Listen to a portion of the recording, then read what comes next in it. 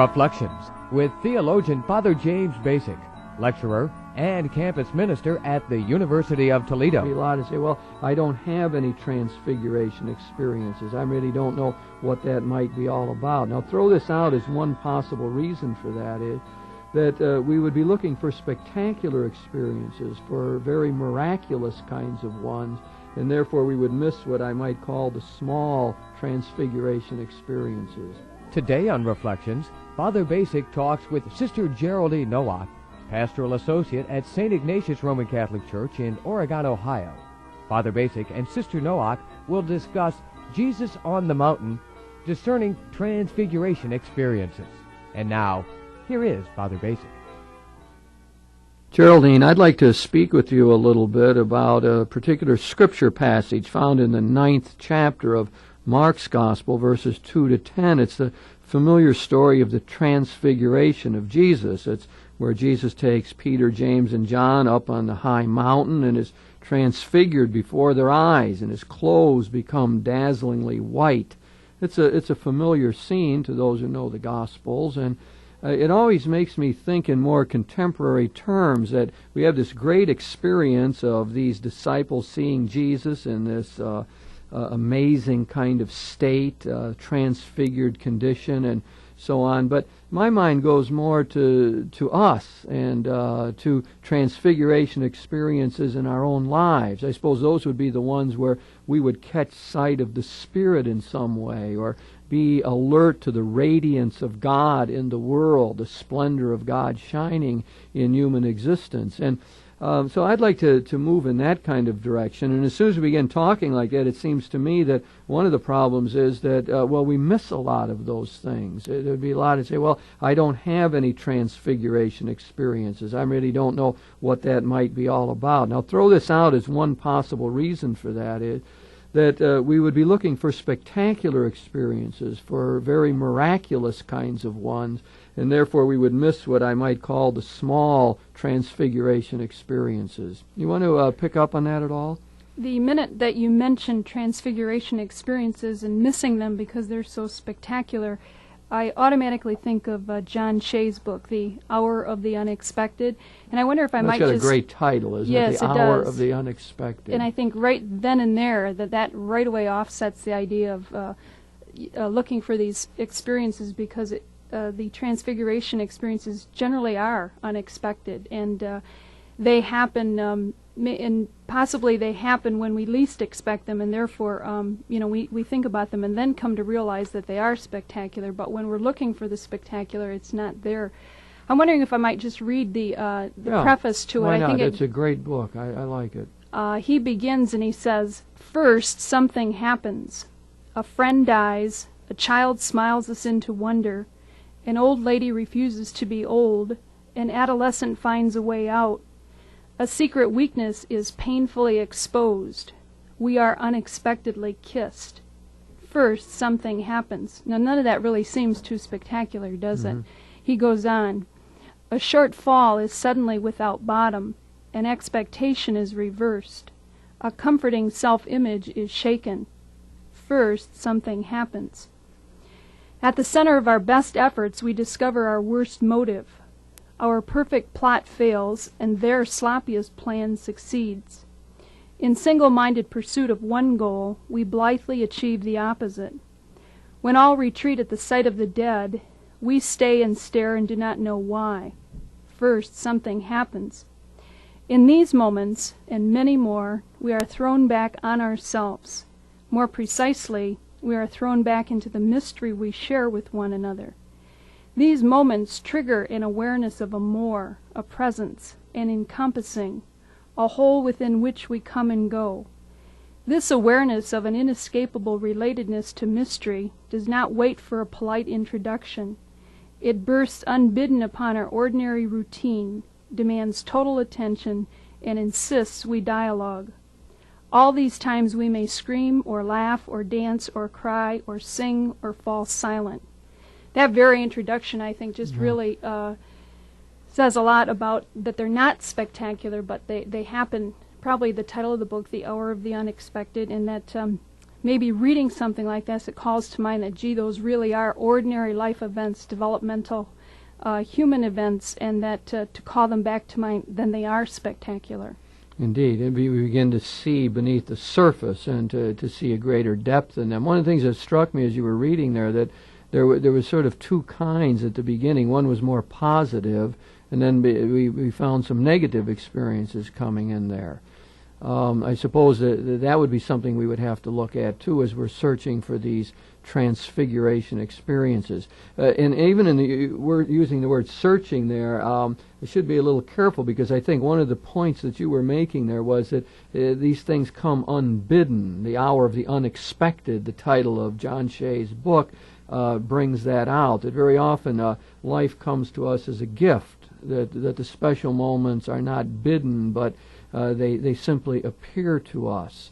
And so there's a certain receptivity that would be needed if we were going to discern these transfiguration experiences. I suppose the problem area would be if we were sort of hard-hearted, or if we were unaware, or if we were so focused in on ourselves and our own needs, then one wouldn't be able to see these manifestations of the glory of God or discern these transfiguration experiences. I'd like to sort of get a feel here for why we might block on these things or what might go wrong, because I think we start out with the premise that it would be good if we could notice more of these transfiguration experiences, that these times when the Spirit is at work in our lives, and a transforming, liberating, empowering Spirit. And so I guess the first thing I would say is that if we're looking for the spectacular, for the miraculous, then we're probably going to miss so much of what goes on. I often talk about that as the cult of the extraordinary. I think that's built into certain outlooks on religion these days, that the people are going to look for the miraculous. As a matter of fact, that passage I read to you from Mark, or that we alluded to from the 9th chapter, is rather typical of an attitude that Mark had towards the miraculous or spectacular. After Jesus is transfigured before Peter, James, and John, they come down from the mountain, and he strictly enjoins them not to tell anyone what they had seen before the Son of Man had risen from the dead. That's called the messianic secret in Mark's Gospel. It is it happens throughout the Gospel that when Jesus works a miracle, he tells the observers or the person cured not to tell anybody. And the theory behind that is that in Mark's community, where he wrote, that there was sort of an epiphany Christology. That is, people had this notion of Christ as the miracle worker, the one who would come and save them and lift them out of the ordinary and solve all of their problems sort of magically or automatically. And that Mark is at great pains to overcome that he wants to present Jesus in a very different way as the hidden Messiah, the suffering, crucified Messiah. And thus he introduces this literary device of the messianic secret. That is, Jesus always telling the people, don't tell anyone. Of course, that usually doesn't work, because the people who were cured or observed it usually then go about telling others.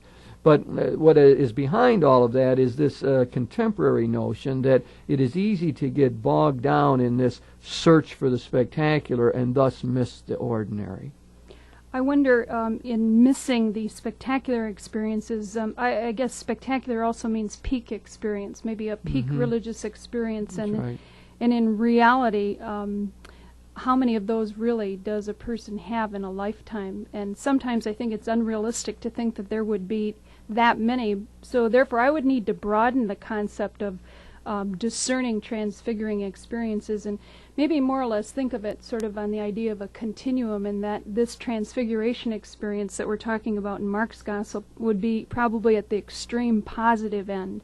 And then maybe we can think of another experience that we see transfiguring, possibly from Genesis and the Abraham-Isaac story, and that would be at the other end of the continuum. That's a very shattering, negative, desperate type experience that works out, so that if we put both of those at opposite ends and maybe concentrated more on what goes flow in the middle, that might give a way to look at life, and therefore the experiences in life, probably as John Shea alluded to. And then we have a mixture of transfiguring experiences. Okay, I want to pick up on a couple points in what you said, Geraldine. The first about the peak experiences brings to my mind Abraham Maslow, who the psychotherapist who popularized that notion. I find it interesting that late in his life, Maslow said that he felt that he had made too much out of peak experiences and maybe had influenced a whole generation of people who were looking for them in some sort of excessive way.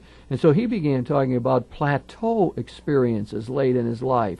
More ordinary kinds of things, but still had a deeper power and revealed the depth dimension of life. So I believe there would be sort of backup to your point that one has to be careful of speaking about these peak experiences.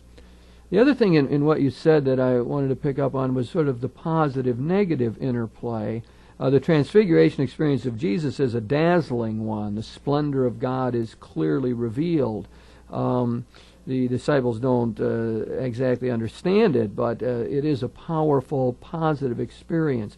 You alluded to the story of Abraham and Isaac, and we might spend a little more time with that because of its dark, foreboding nature. That's found in the 22nd chapter of the book of Genesis, and it is that very familiar story when God sends Abraham off to take and sacrifice his son Isaac, the only one, the one he loved, the child of the promise, the one that was going to make Abraham blessed for all generations and raise up to him a great people. And so they go off to the place which God had told him, and Abraham built an altar and arranged the wood, reached out and took the knife to slaughter his own son.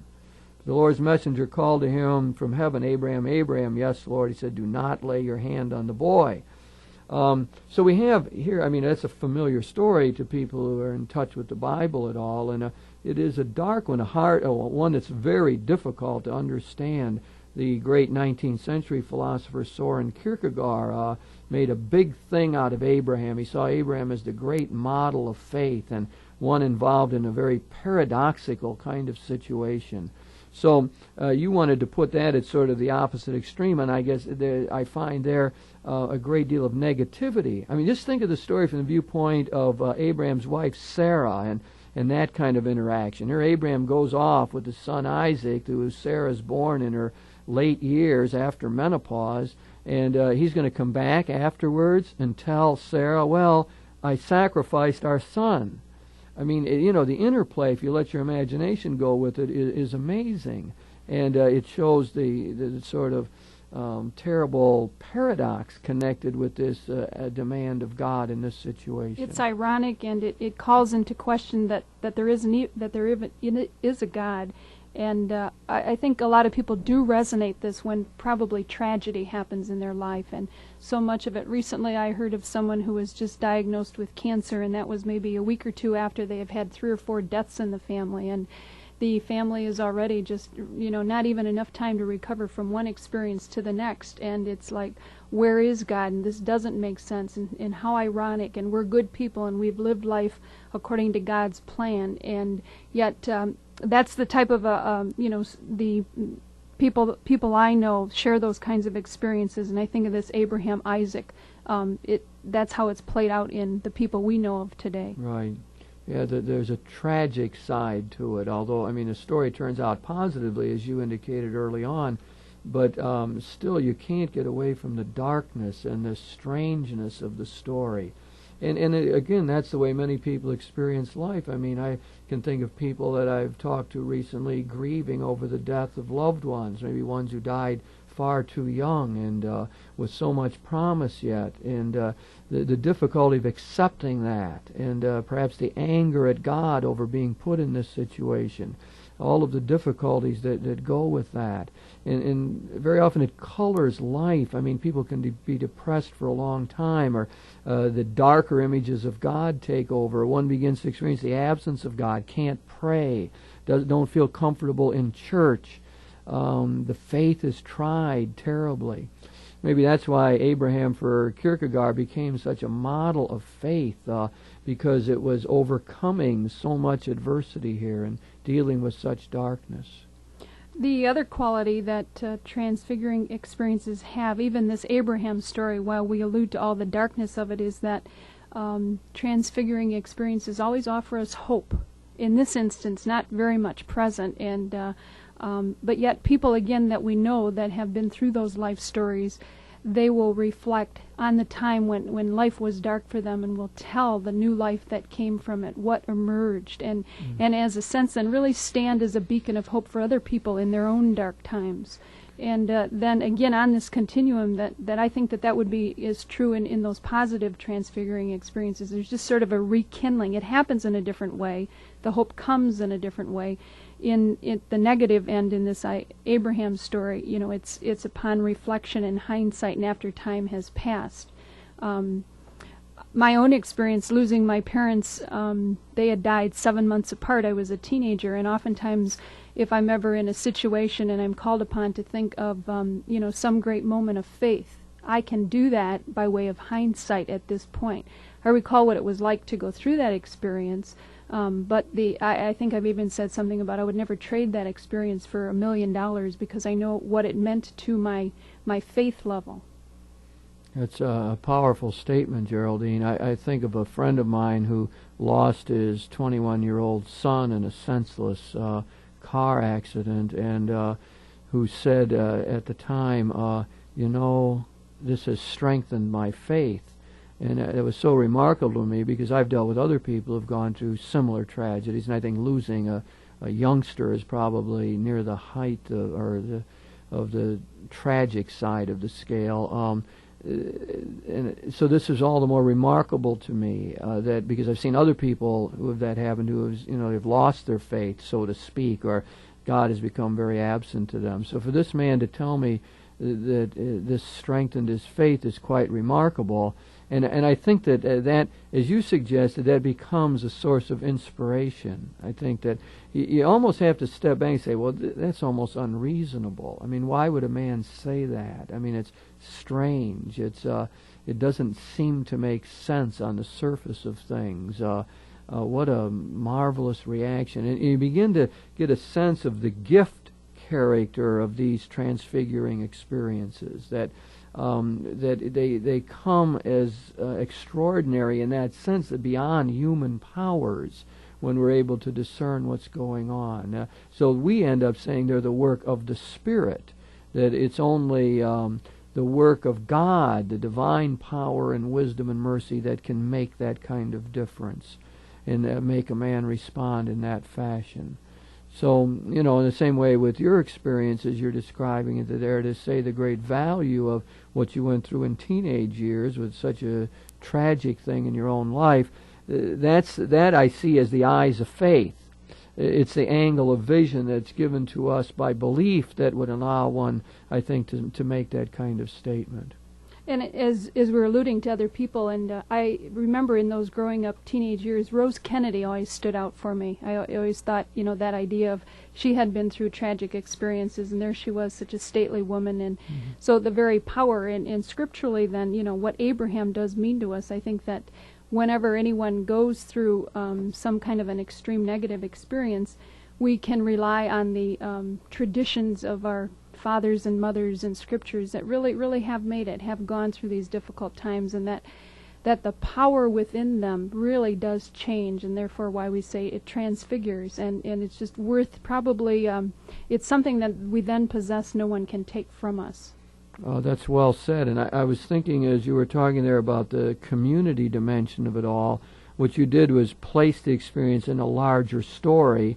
Our Christian tradition and our Judeo tradition as well gives us these marvelous figures, and one after another that one is able to raise up as exemplars, reminders of what the power of God can do in the world. And certainly Abraham becomes a model of that. It's interesting that after he tells Abraham not to slay his son, then there is a ram there. Abraham looks about, spies a ram caught by its horns in the thicket, went and took the ram and offered it as a holocaust in place of his son. God provides the sacrifice again. There are alternative ways of acting in life. One thing is required, and perhaps we try to respond, and other doors open to us. So there becomes, it seems to me, the transfiguring side of it. While it has dark side to it, dark forebodings, So I think even the story in its original version is thought to be connected somehow with a polemic against human sacrifice. So it really has that dark side to it. It also has the positive redeeming side. God's power comes through, and there is the triumph of the good over the evil, power of life over death found in that story. That theme is one, Geraldine, that we might pick up a little more on, that life-death theme, because I think when you look at the placing of the Transfiguration story in the Gospels, they come as a foreshadowing of the resurrection. As the disciples are struggling with their own superficial understanding of who Jesus is and trying to deal with this, the Transfiguration experiences are get them ready, in a sense, for the resurrection. They're a reminder that in the midst of the struggle will come this final victory later on. I think we can maybe do something with that whole line of thought. As we're reflecting on the Scriptures, I'm just thinking that, what we're really reflecting on is using the Scriptures so that we live life well, and we're ultimately talking about the spiritual life, and a movement that's key to the spiritual life is expressed in the sense that there is this movement of a desolation experience and then as well a contemplation experience, and that neither of them will be forever. And that sometimes I think when we speak in those terms, then I've heard people say something like when things are really good, they've experienced some kind of transfiguration experience in the positive sense, they then say they don't know how to enjoy it because they say, oh, this is really, this is so good now, but I know what's coming around the corner. And that, again, while that movement is true, again, there's a lot that bears out in the middle, in the continuum of it. And so contemplation and desolation, while they're movements, maybe they're better understood to once again speak in terms of Paschal mystery, the paradox, the Good Friday, the Easter Sunday. And again, that is again so key to the spiritual life, and to remember those when one is in either of the extreme movements, or to remember them when one is in the movement in between, and the transfiguring experiences are daily and simple.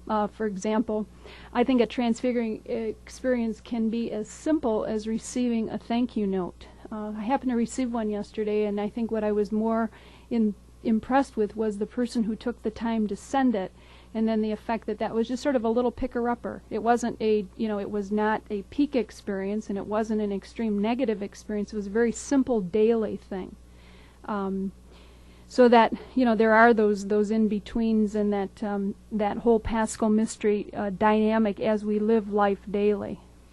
Right. I was thinking that one of the keys to recognizing something like the importance of the thank you note is being able to see beneath the surface of things. It would be possible to get a thank you note and just read it and throw it away and not get anything out of it or see beyond. It seems to me what you were able to do is take it back and say, well, that took that person time to write that, or they meant that they were thinking about me, or that they were in tune with my own spirit. You have to begin to see beneath the surface of things. And in the gospel story of the Transfiguration, Peter is presented, as the one who doesn't really end up understanding what's happened. Peter spoke to Jesus, Rabbi, how good it is for us to be here. Let us erect 3 booths on this site, one for you, one for Moses, and one for Elijah. And then the next line, he hardly knew what to say, for they were all overcome with awe.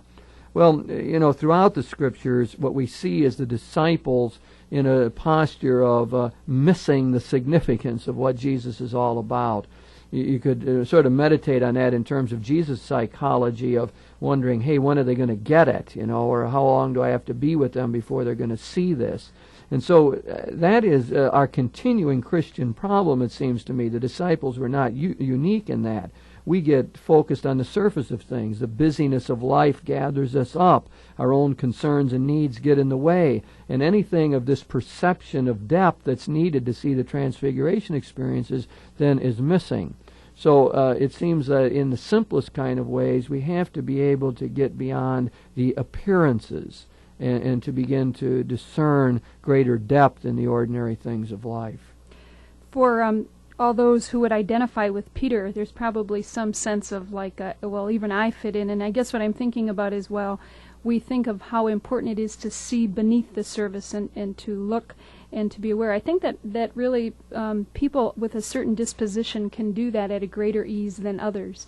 I have lived with a number of people of different temperaments, and I know there are some who see something in everything at every minute, and that can be a bit overwhelming. There are some who don't see even the very, very obvious. And this thing about Peter, and he's, it's like he just doesn't fall together.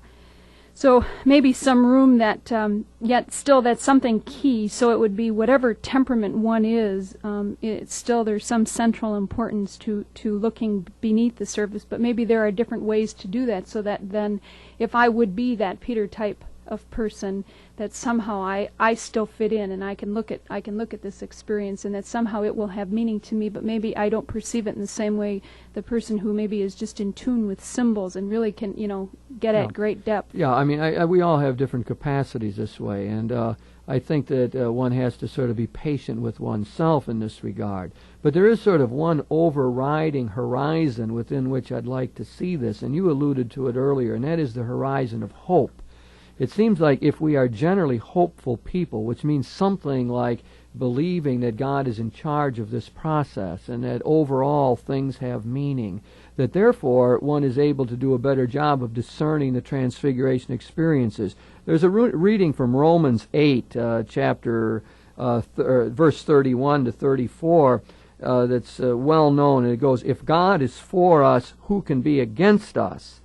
And that's a great line. If God is for us, who can be against us? It's one of these statements of hope that sets the horizon, I think, for being able to understand the transfiguration experiences. John Shea alluded to that these experiences really throw us back upon ourselves, and what that ultimately does, and I know you refer to that often, is, it throws us back upon mystery. And, yes, what a great hopeful statement that is, that that really just, even the very saying of it gives a certain sense of strength and hope. Mm-hmm. And, I know that you refer often to the gracious mystery. That has, personally for me, become an image that, it's like no matter what, and even, other allusions in Scripture, whether, evil will befall you or whatever, it's just a great sense of hope. It is, and I think that's what can carry us. So, Geraldine, we've been looking at the Scriptures, the transfiguration experience of Jesus in the 9th chapter of Mark, and it raises so many questions about contemporary life, our ability to discern depth in the midst of ordinary things. And one of the keys to that is hope, and the Scriptures give us that. As you said, the lines almost give you a positive feeling. If God is for us, who can be against us?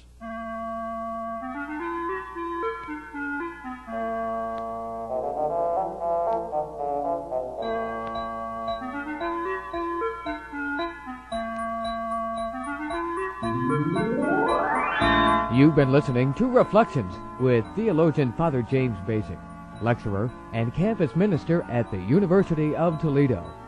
Today, Father Bacik talked with Sister Geraldine Nowak, who is a pastoral associate at St. Ignatius Roman Catholic Church in Oregon, Ohio. The topic of this week's Reflections was Jesus on the Mountain, discerning transfiguration experiences. If you have any comments on today's show, or suggestions for future programs, please write Father James Bacik, Catholic Campus Minister, 2086 Brookdale Drive, Toledo, Ohio, 43606. Funding for this program was provided by the Catholic Communications Commission of the Diocese of Toledo.